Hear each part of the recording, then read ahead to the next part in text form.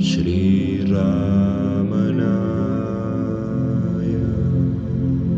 ¿Quién soy yo? Nanyar. 15. ¿Durante cuánto tiempo hay que practicar la indagación? Se requiere practicar la indagación ¿quién soy yo? En tanto en cuanto haya impresiones de objetos en la mente. Hay que destruir los pensamientos según van surgiendo, en el mismo lugar de su origen, a través de la indagación. Si se recurre a contemplar el ser ininterrumpidamente hasta alcanzarlo, solo eso bastaría. Mientras haya enemigos dentro de una fortaleza, seguirán apareciendo. Si les destruimos según van surgiendo, la fortaleza caerá en nuestras manos. 16. ¿Cuál es la naturaleza del ser? Lo que realmente existe es solo el ser. El mundo, el alma individual y Dios son apariencias en él. Como la plata en la madreperla, estas tres entidades aparecen y desaparecen al mismo tiempo. El ser es aquello donde no aparece absolutamente ningún pensamiento yo. Eso se denomina silencio. El ser mismo es el mundo. El ser mismo es el yo. El ser mismo es Dios. Todo es Shiva, el ser. 17. ¿Acaso no es todo obra de Dios? Sin deseo, propósito o esfuerzo alguno, el sol se levanta y en su mera presencia la piedra solar emite fuego, el loto florece, el agua se evapora, la gente desempeña diversas actividades y luego descansa. Al igual que la aguja se mueve en presencia de un imán, en virtud de la mera presencia de Dios, las almas gobernadas por las tres funciones cósmicas o la quíntuple actividad divina desempeñan sus acciones y luego descansan de acuerdo con sus respectivos karmas. Dios no tiene propósito alguno, ningún karma le ata. Lo mismo sucede con las acciones mundanas que no afectan al sol, o como los méritos y deméritos de los cuatro elementos que tampoco afectan al espacio que todo lo penetra.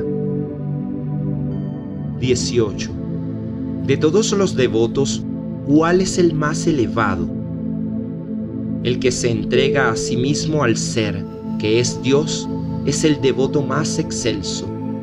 Entregar el propio ser a Dios significa permanecer constantemente en el ser, sin dar cabida a que se origine pensamiento alguno que no sea el del ser. Dios soporta cualquier carga que se le ponga encima. Como el poder supremo de Dios hace que se mueva todo, ¿por qué vamos nosotros, sin entregarnos a Él, a preocuparnos constantemente con pensamientos sobre lo que hay o no hay que hacer y cómo o no hacerlo? Sabemos que un tren lleva toda la carga, de modo que después de subirnos a él, ¿por qué nos vamos a colocar nuestro pequeño equipaje sobre la cabeza, con lo que supone de incómodo, en lugar de ponerlo debajo del asiento y sentirnos cómodos? 19. ¿Qué es el desapego? El desapego significa destruir completamente los pensamientos según vayan surgiendo, sin dejar residuo alguno en el lugar mismo de su origen. De la misma manera que un buceador en busca de perlas se ata una piedra a la cintura para que le hunda hasta el fondo del mar y poder coger las perlas, así también todo ser humano debe desapegarse, sumergirse en su interior y conseguir la perla del ser. 20. ¿No puede Dios y el gurú liberar a un alma?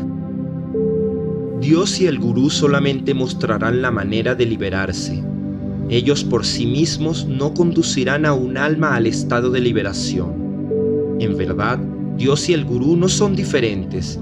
De la misma manera que una presa que ha caído en las mandíbulas de un tigre no tiene escape, aquellos que se han introducido en el ámbito de la graciosa mirada del gurú serán salvados por él y no se perderán. No obstante, cada uno debería, por su propio esfuerzo, recorrer el sendero mostrado por Dios o por el gurú y lograr la liberación.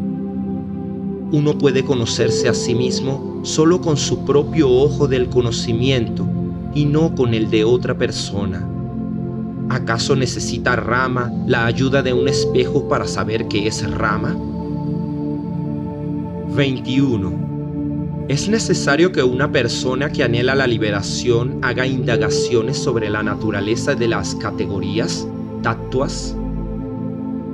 Al igual que resulta innecesario analizar o ver lo que hay en la basura si se desea tirar, tampoco el que quiere conocer el ser necesita contar el número de categorías o hacer indagaciones sobre sus características.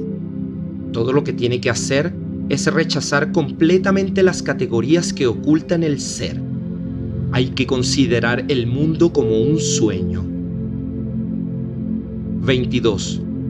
¿No existe diferencia alguna entre la vigilia y el sueño? La vigilia es larga y el sueño corto. Además de esto, no hay diferencias. Los acontecimientos del estado de vigilia parecen reales y lo mismo sucede con los que ocurren en el estado de sueño. En este, la mente toma otro cuerpo. Tanto en los estados de vigilia como de sueño, los nombres y las formas ocurren simultáneamente. 23.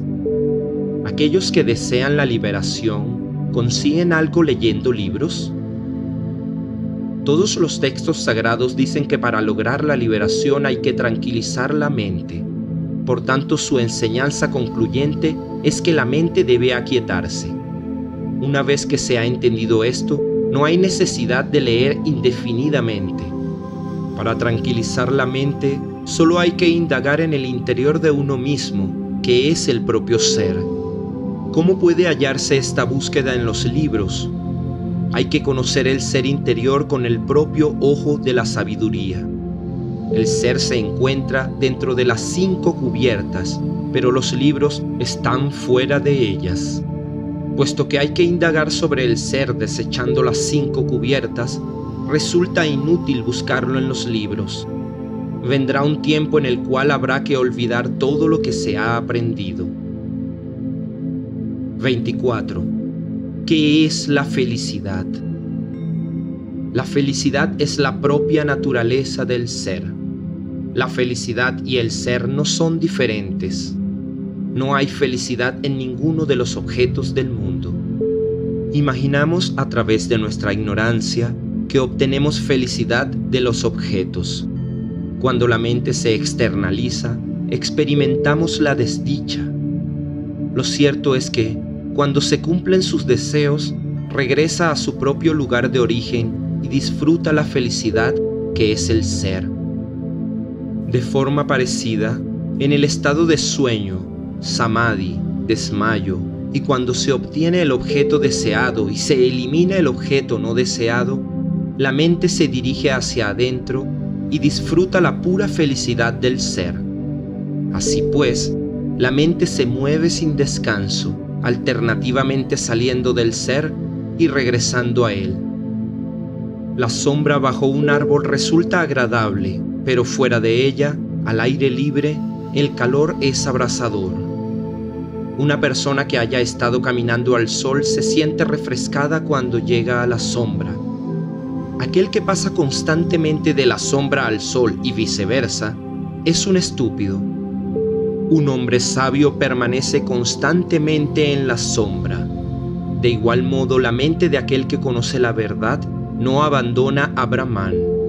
La mente del ignorante, por el contrario, da vueltas por el mundo, sintiéndose miserable, y durante un corto espacio de tiempo regresa a Brahman para experimentar felicidad. En realidad, lo que se llama mundo no es más que pensamiento. Cuando el mundo desaparece, es decir, cuando no hay pensamiento, la mente experimenta felicidad. Y cuando el mundo aparece, experimenta la desdicha. 25. ¿Qué es la percepción de la sabiduría? Permanecer tranquilo es lo que se conoce como percepción de la sabiduría. Estar tranquilo es disolver la mente en el ser. La telepatía, el conocimiento del pasado, presente y futuro y la clarividencia no constituye la percepción de la sabiduría. 26. ¿Cuál es la relación existente entre la carencia de deseo y la sabiduría? La carencia de deseo es sabiduría. Ambos conceptos no son diferentes entre sí, son el mismo. La carencia de deseo es abstenerse de dirigir la mente hacia cualquier objeto.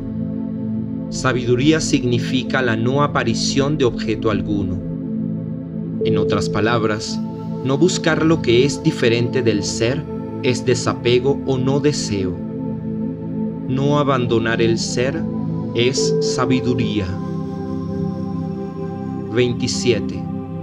¿Cuál es la diferencia entre la indagación y la meditación? La indagación consiste en retener la mente en el ser. La meditación consiste en pensar que el propio ser es Brahman, existencia, conciencia, bienaventuranza, Sat Chit Ananda. 28. ¿Qué es la liberación? Indagar en la naturaleza del propio ser que está esclavizado y realizar la propia naturaleza de uno mismo constituye la liberación. Final de ¿Quién soy yo?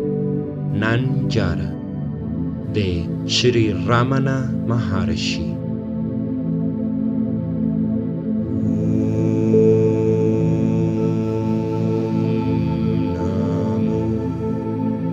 Bhagavate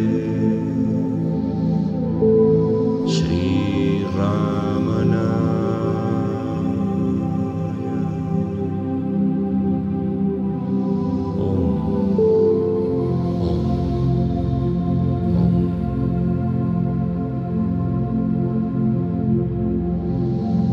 Suscríbete y activa la campanita para más contenido espiritual.